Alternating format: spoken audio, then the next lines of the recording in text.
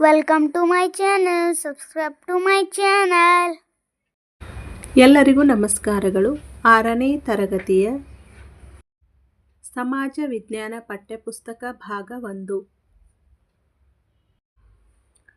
ಪೌರನೀತಿ ಅಧ್ಯಾಯ 7 ಪೌರ ಮತ್ತು ಪೌರತ್ವ. ಈ ಅಧ್ಯಾಯದ ಪ್ರಶ್ನೋತ್ತರಗಳನ್ನು ತಿಳಿಯೋಣ.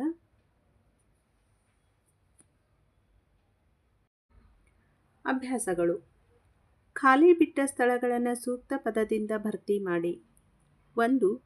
ಪೌರತ್ವ ಪಡೆಯುವ 2 ಸಾಮಾನ್ಯ ವಿಧಾನಗಳೆಂದರೆ ಸಹಜ ಪೌರತ್ವ ಮತ್ತು ಸಹಜೀಕೃತ ಪೌರತ್ವ.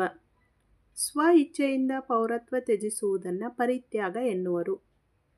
ಭಾರತದಲ್ಲಿ ಏಕ ಪೌರತ್ವ ವ್ಯವಸ್ಥೆ ಇದೆ.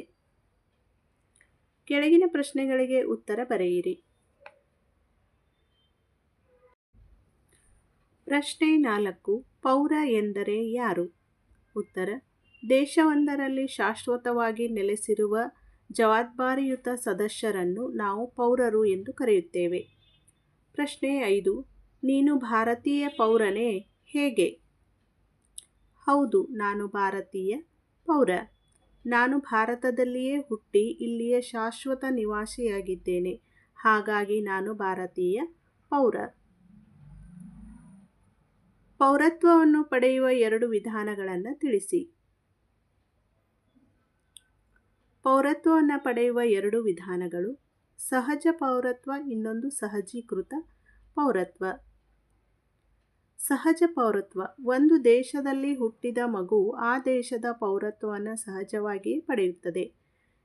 ಇನ್ನೊಂದು ಸಹಜೀಕೃತ ಪೌರತ್ವ: ಒಬ್ಬ ವ್ಯಕ್ತಿ ತನ್ನ ದೇಶದ ಪೌರತ್ವವನ್ನು ಬಿಟ್ಟುಕೊಟ್ಟು ಇನ್ನೊಂದು ದೇಶದ ಪೌರತ್ವವನ್ನು ಪಡೆಯುವುದು.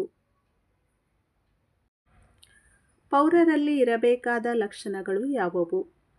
ಪೌರರಲ್ಲಿ ಇರಬೇಕಾದ ಲಕ್ಷಣಗಳು: ಸಂವಿಧಾನ, ರಾಷ್ಟ್ರಧ್ವಜ ಮತ್ತು ರಾಷ್ಟ್ರಗೀತೆಯನ್ನು ಗೌರವಿಸುವುದು. ಸಂವಿಧಾನಕ್ಕೆ ನಿಷ್ಠರಾಗಿ ಅದರ ಆಶಯಗಳನ್ನು ಗೌರವಿಸುವುದು. ಚುನಾವಣೆಯಲ್ಲಿ ಮತವನ್ನು ಚಲಾಯಿಸುವುದು. ದೇಶಕ್ಕೆ ಆಪತ್ತು ಬಂದಾಗ ರಕ್ಷಣೆಯ ಕಾರ್ಯದಲ್ಲಿ ಪಾಲ್ಗೊಳ್ಳುವುದು. ತೆರಿಗೆಗಳನ್ನು ತಪ್ಪದೇ ಪಾವತಿ ಮಾಡುವುದು. ಪರಿಸರ ರಕ್ಷಣೆ ಬಗ್ಗೆ ಕಾಳಜಿ ವಹಿಸುವುದು. ಹಿರಿಯ ನಾಗರಿಕರಿಗೆ ಸಹಾಯ ಮಾಡುವುದು. ಹಿರಿಯ ನಾಗರಿಕರಿಗೆ ನೀವು ಯಾವ ರೀತಿಯಲ್ಲಿ ಸಹಾಯ ಮಾಡಬಹುದು? ಹಿರಿಯ ನಾಗರಿಕರಿಗೆ ರಸ್ತೆಯನ್ನು ದಾಟಲು ಸಹಾಯ ಮಾಡಬಹುದು. ಅವರ ಮಾತುಗಳನ್ನು ಆಲಿಸುವುದು ಮತ್ತು ಗೌರವಿಸುವುದು. ಜೊತೆಯಲ್ಲಿದ್ದು ಆಸ್ಪತ್ರೆಯಲ್ಲಿ ಚಿಕಿತ್ಸೆ ಕೊಡಿಸುವುದು. ಅವರಿಗೆ ಏನಾದರೂ ಬೇಕಾದಲ್ಲಿ ತಂದು ಕೊಡುವುದು. ಬಸ್ಸಿನಲ್ಲಿ ಕುಳಿತುಕೊಳ್ಳಲು ಸೀಟು ಬಿಟ್ಟುಕೊಡುವುದು. ಈ ರೀತಿಯಾಗಿ ಹಿರಿಯ ನಾಗರಿಕರಿಗೆ ನಾವು ಸಹಾಯವನ್ನು ಮಾಡಬಹುದು.